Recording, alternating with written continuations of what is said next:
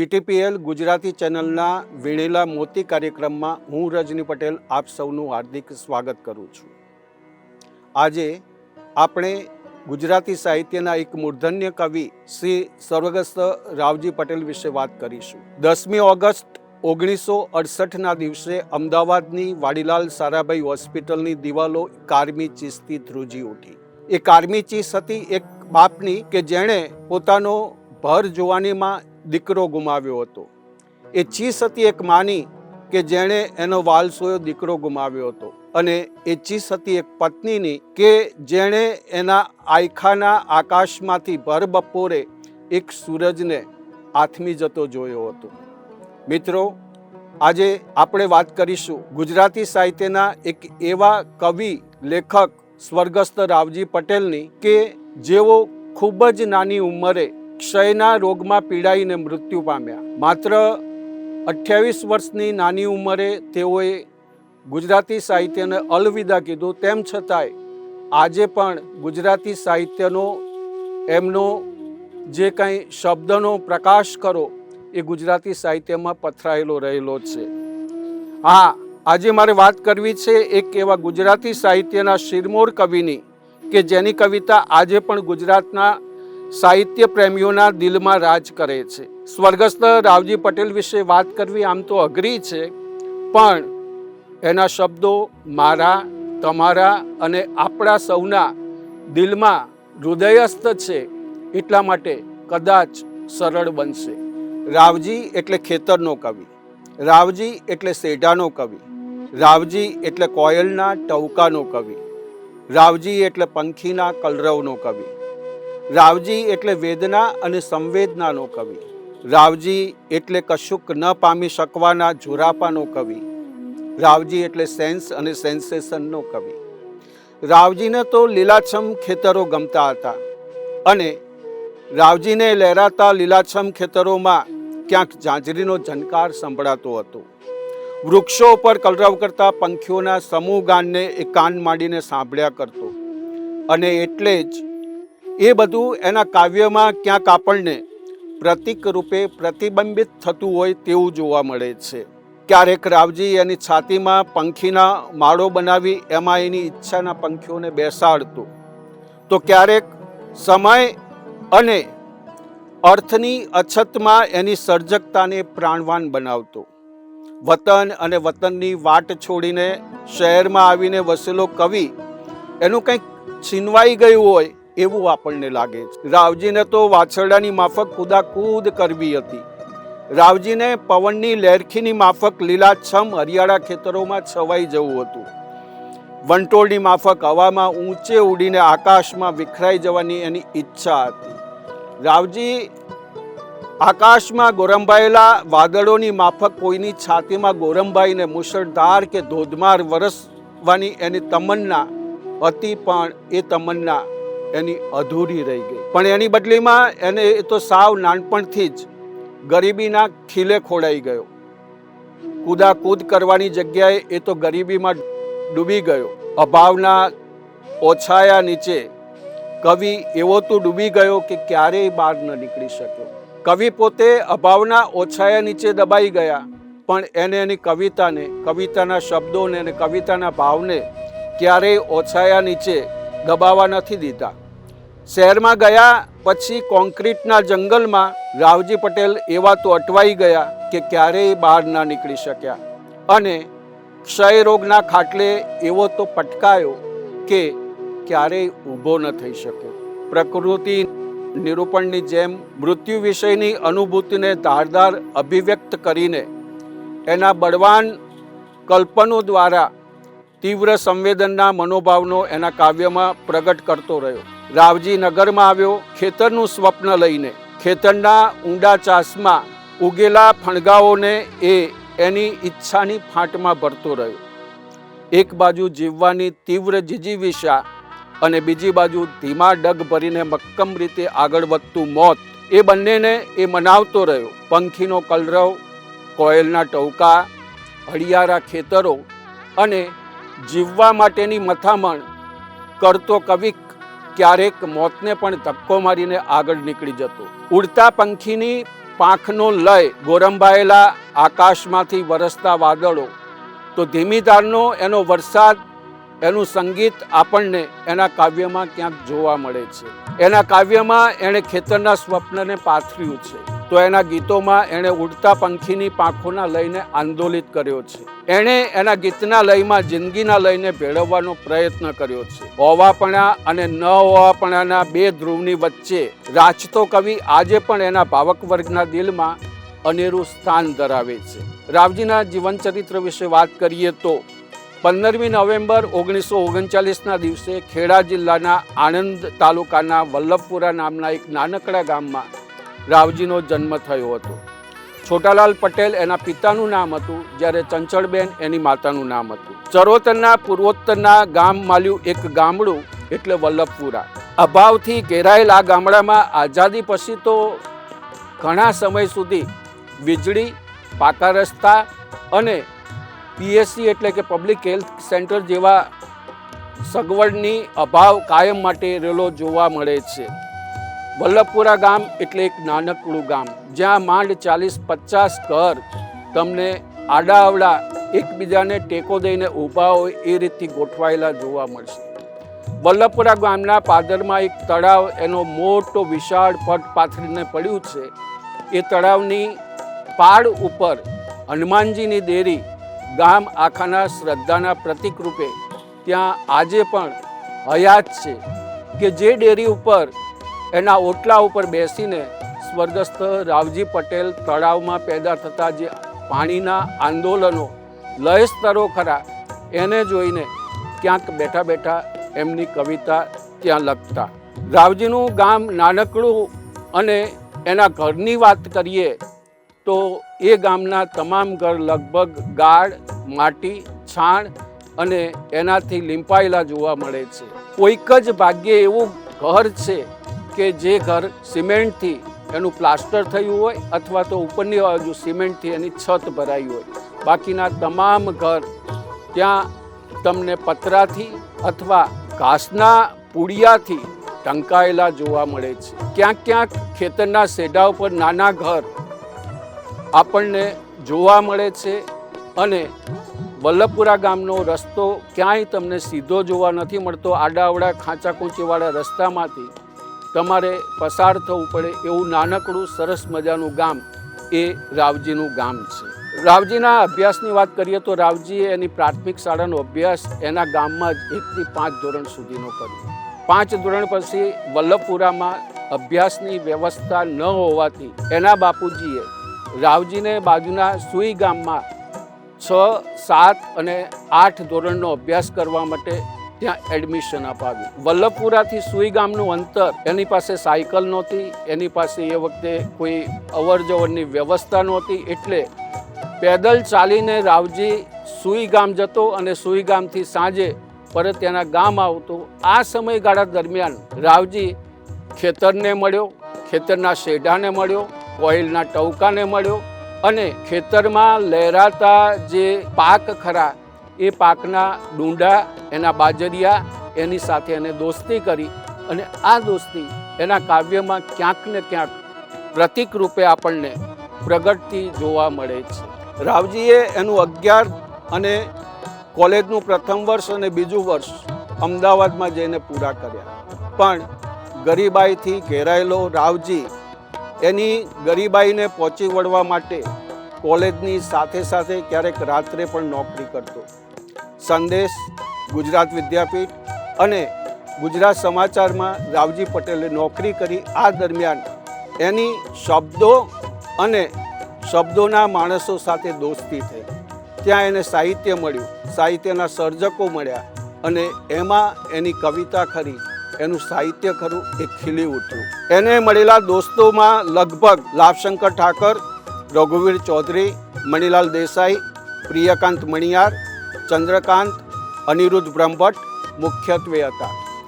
આમની સાથેના સંપર્કના કારણે રવજીને અવનવા શબ્દો મળ્યા, કવિતાના સ્વરૂપો મળ્યા અને કવિતાના કલ્પન અને પ્રતીક મળ્યા, જેમાંથી એને કવિતાનું સુંદર મજાનું સર્જન કર્યું. રાવજીની કુટુંબ વ્યવસ્થાની વાત કરીએ તો રાવજી એક સામાન્ય નાના ખેડૂતના ઘેર જન્મેલ કવિ હતા. એમના પિતાનું નામ છોટાલાલ અને માનું નામ ચંચળબેન. વત્તા એમને 3 ભાઈ હતા. રાવજી સાથે એ 4 ભાઈ અને એક બેન. એ બેનનું નામ હતું જશોદાબેન. રાવજીને એકમાત્ર દીકરી હતી. એ દીકરીનું નામ છે અપેક્ષાબેન. અને અત્યારે એમના કુટુંબમાં માત્ર ને માત્ર એક અપેક્ષાબેન અને એમના બેન જ્યોત્સનાબેન 2 હયાત છે. રાવજીની જે પુત્રી ખરી અપેક્ષાબેન આજે પણ રાવજીના સંસ્મરણોને વાગોળતા કહે છે કે પિતાનું સાહિત્ય એ અમારા માટે એક અમર વારસો છે. રાવજીના સાહિત્યની વાત કરીએ તો રાવજી માત્ર 28 વર્ષ 9 માસ અને 25 દિવસ સુધી જ જીવ્યો. 28 વર્ષના આ ટૂંકા ગાળાના જીવનમાં એણે કવિકર્મ તો માત્ર 8 વર્ષ જ કર્યું છે. 20 વર્ષે શરૂઆત કરી કવિકર્મ, સાચું કવિકર્મ કરવાની, અને 28મા વર્ષે મૃત્યુ પામ્યો. આ સમયગાળા દરમિયાન રાવજી પટેલે 2 નવલકથા આપી. 1966માં એમની હયાતીમાં પહેલી નવલકથા પ્રગટ થઈ, જે નવલકથાનું નામ છે અશ્રુઘર. અને તરત જ એના 6 મહિના પછી એમને બીજી નવલકથા પ્રગટ કરી. એ નવલકથાનું નામ છે જંજાર. એમને થોડી ઘણી ટૂંકી વાર્તાઓ લખી. વૃત્તિ નવલકથા લખવાની શરૂઆત કરી ત્યારે એમની તબિયત કથળેલી હતી. વૃત્તિના 8 ચેપ્ટરો લખ્યા ત્યારે એમણે એના નાના ભાઈને કહેલું કે જોજે આ વૃત્તિ નવલકથા ખરી એને નોબેલ પારિતોષિક મળશે. પણ નોબેલ પારિતોષિકના હકદાર થાય એ પહેલાં જ રાવજી પટેલને ક્ષયના રોગે એવો ભરડો લીધો કે એ નવલકથાને એ પૂરી ન કરી શકે. ત્યારબાદ 1975-76માં વૃત્તિ અને વાર્તા એમના મૃત્યુ પછી પ્રકાશિત થયા. અને એમના જે કાવ્યો ખરા એમના મિત્ર રઘુવીર ચૌધરીએ 1977માં અંગત નામના કાવ્ય સંગ્રહમાં સંપાદિત કરીને એનું સંપાદન કરીને પ્રગટ કર્યો. એ સમયે પણ રાવજીની હયાતી નહોતી. આમ સમગ્ર રીતે જોઈએ તો રાવજીના સાહિત્ય વિશ્વમાં 2 નવલકથા, એક અધૂરી નવલકથા, એક કાવ્ય સંગ્રહ, એમ મળીને નાની ઘણી થોડી ટૂંકી વાર્તાઓ, આ બધું ભેગું કરીએ તો માત્ર 8 વર્ષમાં એમને આ ટાઈપનું સાહિત્ય આપ્યું. પણ એ સાહિત્ય એવું છે કે થોડું હોવા છતાંય પણ લોકોના દિલમાં એને એવું એક ગજબનું સ્થાન ધારણ કર્યું છે કે રાવજી આજે પણ લોકોના દિલમાં જીવતો હોય એવું આપણને લાગે છે. રાવજીના સાહિત્ય વિશ્વની વાત કરીએ તો રાવજીએ જે ગીત આપ્યું છે એ ગીત ગુજરાતી સાહિત્યના આકાશમાં એક આગવું સ્થાન ધરાવે છે. અમરગઢની ટીબી હોસ્પિટલ આજે પણ સ્વર્ગસ્થ રાવજી પટેલની વેદનાના ડુસકાને બાદ ભરીને ઊભી હોય એવું લાગે છે. ઉધરસ વખતે થયેલી લોહીની ઉલટી આથમી ગયેલ એના અજવાળાના સૂરજના કંકુ બનીને અથડાયા કરતી હોય એવું લાગે છે. અમરગઢની હોસ્પિટલમાં લખાયેલ એ રચના આજે ગુજરાતી સાહિત્યની અમર રચના હોય એવું આપણને જોવા મળે છે. અમરગઢની ટીબી હોસ્પિટલમાં છેલ્લા શ્વાસ લઈ રહેલા સ્વર્ગસ્થ રાવજી પટેલની અમર ગીત રચના એટલે મારી આંખે કંકુના સૂરજ આથમ્યા. આ ગીત રચનામાં કંકુના સૂરજ આથમ્યા એવા શબ્દનો પ્રયોગ કરવામાં આવ્યો છે. આમ તો સૂરજ આથમે, મારી આંખે કંકુનો સૂરજ આથમ્યો.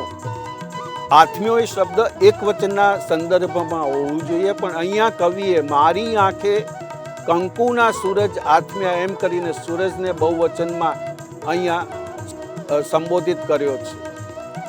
એનો મતલબ એવો થાય છે કે પૂર્વમાં ઉગેલો સૂરજ ખરો એ પશ્ચિમની ક્ષિતિજે દરરોજ આથમે અને ફરીથી બીજા દિવસે પૂર્વની ક્ષિતિજે ઉગે છે. પણ અહીં તો રાવજીનો સૂરજ એક વખત આથમ્યા પછી ફરીથી ક્યારેય ઉગવાનો નથી. એકી સાથે બધા જ સૂરજ એક દિવસે આથમી જતા હોય એટલા માટે અહીંયા રાવજીએ પ્રથમ લાઈનમાં જ એવું લખ્યું છે કે મારી આંખે કંકુના સૂરજ આથમ્યા રે. કવિ અહીંયા એ બતાવવા માગે છે કે એની જિંદગીમાંથી જે સૂરજ આથમવાનો છે એ ક્યારેય ફરીથી ઉગવાનો નથી. આમ તો સૂરજ આથમે તો બીજા દિવસે ઉગે, પણ આ સૂરજ ક્યારેય આજેય નહીં, કાલેય નહીં કે ક્યારેય ઉગવાનો નથી. આમ બધા જ સૂરજ એકી સાથે આથમી જવાના હોય એવું એ પ્રગટ કરે છે. મૃત્યુના આભાસમાંથી ભયપણું અનુભવવાને બદલે મૃત્યુને જ આભાસી ગણી ભયમાંથી ઉગરી રાવજી આ ગીતની રચના કરે છે. રાવજી આ ગીતની રચનામાં એ લગ્ન ગીતના ઢાળમાં એનો ઉપયોગ કર્યો છે. મૃત્યુના ગીતને એણે આભાસી મૃત્યુ ગીત ગણીને પણ એની અંદર એનો લય ખરો, એને લગ્ન ગીતનો લય ઉમેર્યો છે. કમાડની બાજુમાં લગાવેલા કંકુના થાપા તેને કરુણતાથી ભૂંસાઈ જતા આપણને દર્શાવ્યા છે. રાવજી અહીંયા અટકતો નથી, લગ્ન સાથે જ જોડાયેલ વેલને શણગારવાની વાત કરી છે. મૃત્યુના પાર્થિવપણાને પણ વેરણ છેરણ કરી નાખે છે.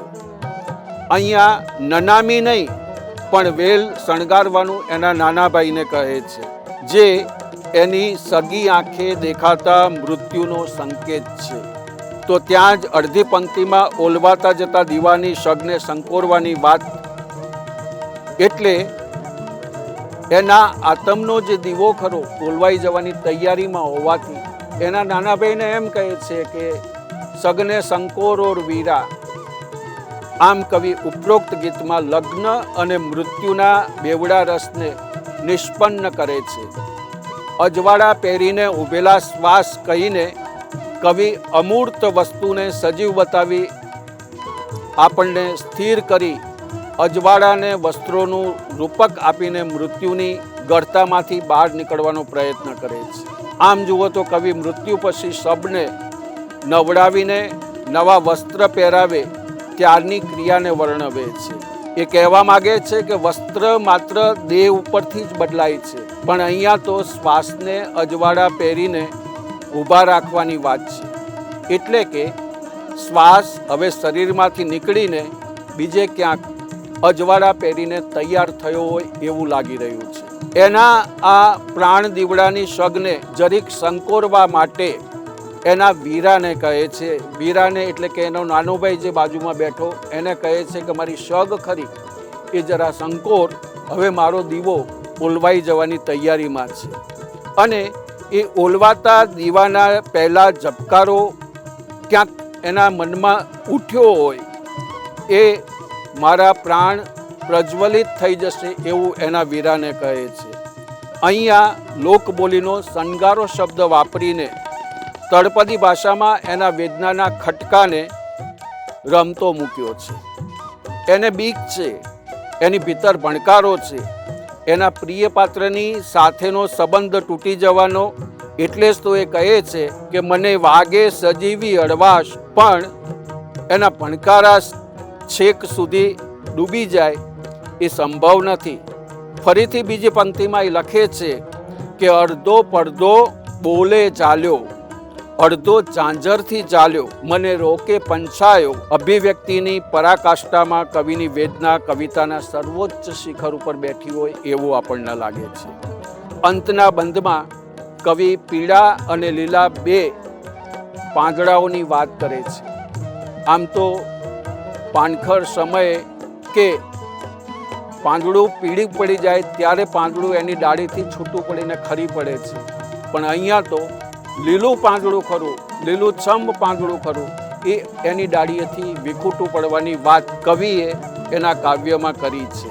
કવિ અહીંયા આપણને કહે છે કે ડૂબ્યા મલકાતા રાજ, ડૂબ્યા ખલકાતા રાજ, હણહણતી મેં સાંભળી સુવાસ રે, મારી આંખે કંકુના સૂરજ આથમ્યા રે. આમ આ ગીત ખરું ગુજરાતી સાહિત્યના ફલક ઉપર એક એવા શિખર ઉપર બેઠું છે કે ગુજરાતી સાહિત્યના તમામ સાહિત્ય પ્રેમીઓ એને પોતાનું ગીત માનીને બેઠા છે. આજે પણ આ ગીત દરેક ગુજરાતી પ્રેમીઓના એનું છેક શિખર ઉપર બેઠેલું ગીત હોય એવું આપણને લાગી રહ્યું છે.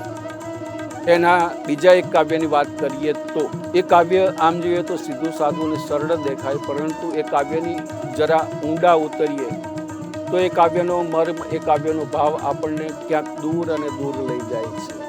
આ કાવ્યમાં શેઢો, ડૂબતો સૂરજ અને એ શેઢા પરની પ્રકૃતિનું વર્ણન અને નિરૂપણ રાવજી પટેલે કર્યું છે. જોઈએ આપણે એ કાવ્યને. મારા ખેતરના શેઢેથી લ્યા ઉડી ગઈ સારસી, મારા ખેતરના શેઢેથી લ્યા ઉડી ગઈ સારસી, માં ટોચકીમાં છાશ પાછી રેડી દે, માં ટોચકીમાં છાશ પાછી રેડી દે, રોટલાને બાંધી દે, આ ચલમની તમાકુમાં કસ નથી, આ ચલમની તમાકુમાં કસ નથી, ઠારી દે આ તાપણીમાં ભારવેલો અગ્નિ, ઠારી દે આ તાપણીમાં ભારવેલો અગ્નિ, મને મહુડીની સાંઈ તળે પડી રહેવા દે, મને મહુડીની સાંઈ તળે પડી રહેવા દે, ભલે આપ આખું રેલી જાય, ભલે આપ આખું રેલી જાય, ગળા સમૂહ ઘાસ ઉગી જાય, ગળા સમૂહ ઘાસ ઉગી જાય, અલે એ બળદને હવે જોતરીશ નહીં, બળદને હવે જોતરીશ નહીં, મારા ખેતરના શેઢેથી ઉડી ગઈ એક સારસી, માં ટોચકીમાં છાશ પાછી રેડી દે. રાવજીનું આ નાનકડું કાવ્ય પહેલી નજરે તો સાવ સીધું અને સરળ દેખાય છે, પણ જ્યારે જ્યારે વાંચીએ ત્યારે એમાં અર્થ અને ભાવ જગતના નવા પરિમાણો આપણને જોવા મળે છે. રાવજીના સાહિત્ય જગતને સત વંદન, રાવજીને સત વંદન.